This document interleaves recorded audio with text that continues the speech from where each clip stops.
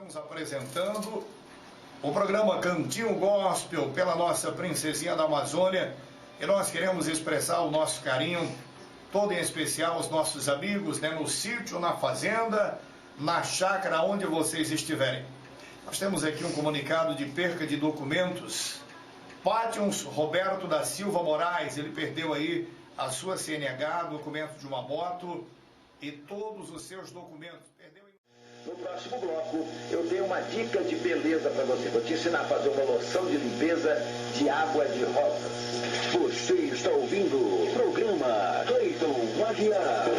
Música, informação, emoção, alegria.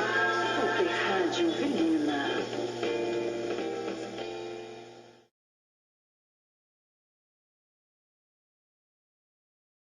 Na época, quem veio para cá foi o meu tio Antônio Morimoto.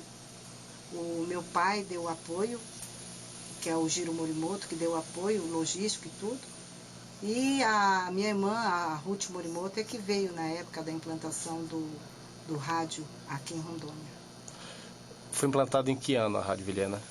Ela entrou em período experimental em 1981 e entrou no ar em 21 de maio de 81, foi a fundação dela. Mais de 28 anos, que a gente está atuando aqui no rádio. E a rádio já está indo já para mais de 33 anos, Foi inaugurado em 1981. Nós estamos aqui compondo ainda este quadro de funcionários aqui na rádio. Como que era a rádio quando você chegou aqui em 84?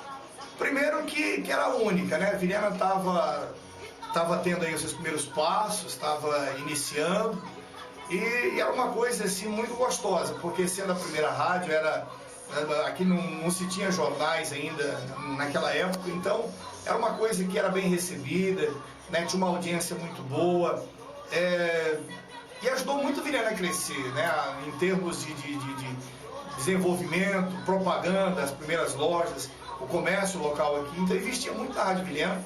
Foi uma coisa maravilhosa assim no começo aqui. Eu lembro até a data, Foi no dia 1º de dezembro de 86, eu trabalhava como estagiário no Banco da Amazônia naquela época.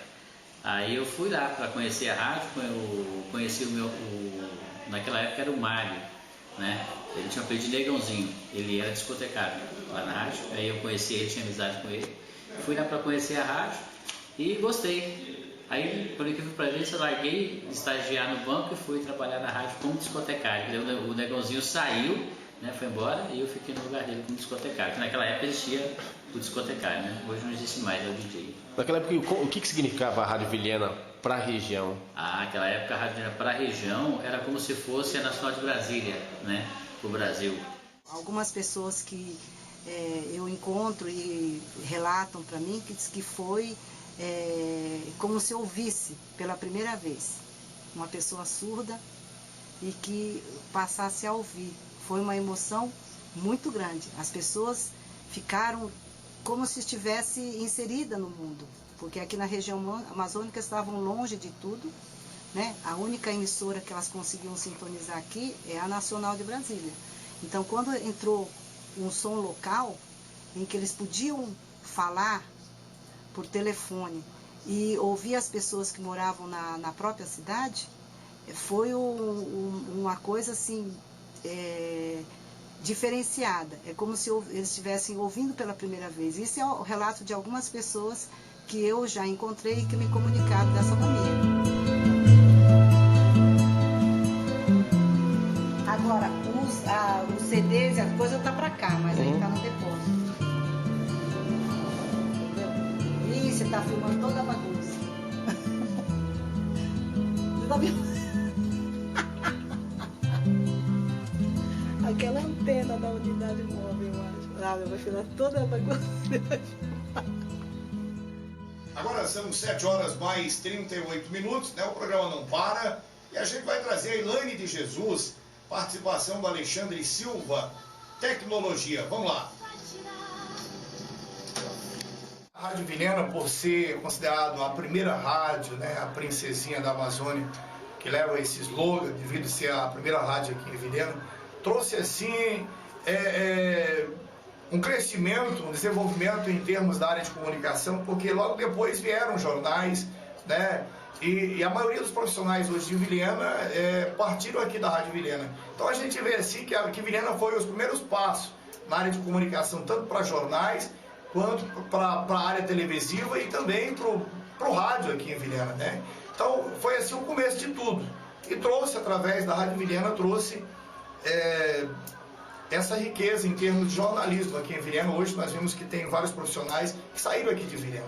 Então, foi uma coisa muito boa a Rádio Vilhena ter nascido aqui na cidade, trazendo o próprio nome de Vilhena e dado essa oportunidade a muitos profissionais que hoje estão atuando na área. Você lembra de profissionais que marcaram época em Vilhena e também no estado, que trabalharam com você na Rádio Vilhena? Lembro, isso aí é fato, né? O primeiro locutor da Rádio Vilhena, aqui do Rio Grande do Sul, foi o Eusébio Lopes. Um cara realmente 100%, né? Um ótimo locutor, foi o primeiro locutor. Com o padre Oswaldinho, né? Que também fez programa há muitos anos na Rádio Vilhena. Começava às 4h30 da manhã naquela época, ia até às 7 horas da manhã com o padre Oswaldinho. O Euclides Maciel, também hoje deputado estadual, passou pela Rádio Vilhena. O Túlio Andrade, que teve até a escolinha de futebol aqui em Vilhena. O Samir das Paradas, né? O Paulo Figueiredo, né? O prepulsor dos programas jornalísticos também aqui na cidade, ao meio-dia, que foi o Paulo Figueiredo. Foi ele que começou essa programação de meio-dia às 2, né? Fazendo aí o jornal. Um também que é bem antigo aqui no meio policial, que é o Saturnino de Oliveira, que está em outra emissora também. E vai, né? São muita gente. Então, você acredita que a Rádio Vilhena, ela deu pontapé inicial no radiojornalismo em Vilhena? Com certeza começou tudo através da Rádio Vilhena. A Rádio Vilhena abriu uma porta para a gente muito importante e acolheu mesmo de coração o trabalho da gente, que já tinha um pouco de experiência com locução, mas não em rádio. E a dona Zuleika pôde me dar esse apoio, me abraçar, e também a equipe da Rádio Vilhena da época também me acolheu muito bem, pôde me instruir para que eu pudesse seguir carreira. É realmente uma rádio amiga para quem está iniciando, para quem quer seguir carreira na área de comunicação. A Rádio Vilhena abriu as portas para mim. Aqui, ó, vinheta, mensagem de Natal, entendeu? Aí você tinha que comprar, ó, é tudo estrangeiro, ó, tá vendo? Você comprava a fita grafitada para poder gravar o comercial. A gente trabalhava com o Topper Master, né, que era aparelho que você tocava a fita, era o Topper Master, era o Akai, nessa época. Aí começou a surgir o aparelho de CD. Aí depois surgiu também o aparelho de MD, onde a gente já gravava os comerciais no MD, que era o mini disc, e depois também já tocava-se as músicas, né, no CD. Já não existia mais tanto o bolachão, como nós falávamos naquela época, lá na bolachão, que era o disco. Naquela época a gente gravava os comerciais no Akai, né, com fita. Gravava em fita no Akai, aí retirava-se a fita, enrolava-se a fita, né, aí nos cartuchos, chamávamos de cartucho, enrolava no cartucho, aí você tinha que colocar sempre música de fundo, para poder você ter, né, a pegada do começo do comercial.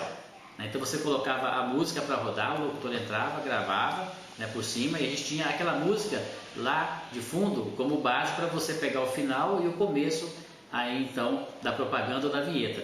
Quer dizer, quando começava a música você pausava, nessa época. Hoje o cara vai gravando, ele erra, depois corta. Tinha como fazer ou tinha que gravar tudo de novo? Não, naquela época você não tinha corte não. Você acertava ou acertava.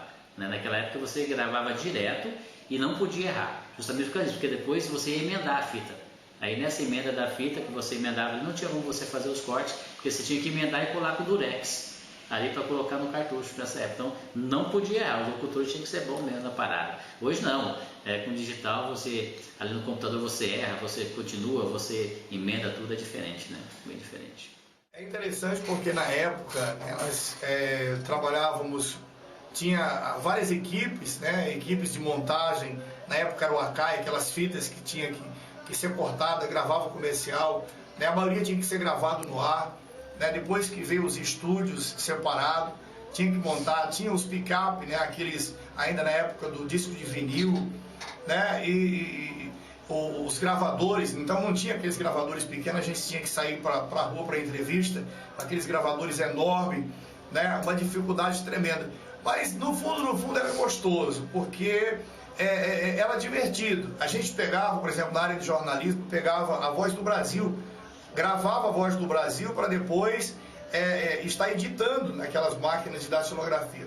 Depois veio o Telex, né? O Telex já facilitou um pouco mais e a gente tem que aprender a ler aquelas letras grandes, erradas, né? E estar passando aquilo para o jornal.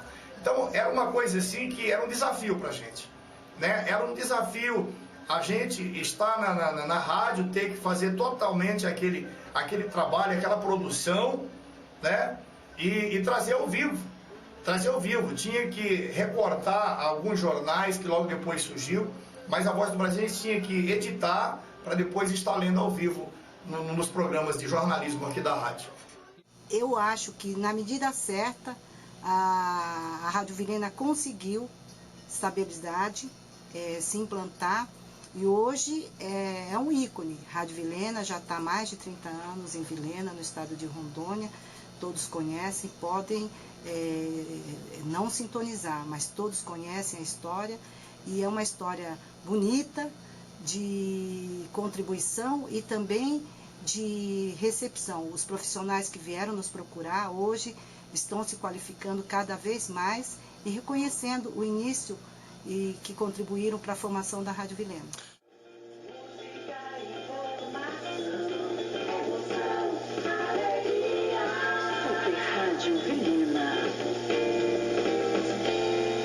Eu vejo assim como uma mãe acolhedora e muito importante para as comunicações do estado, né? Tendo em vista que ela foi uma das pioneiras aqui do estado e também da cidade de Vilhena.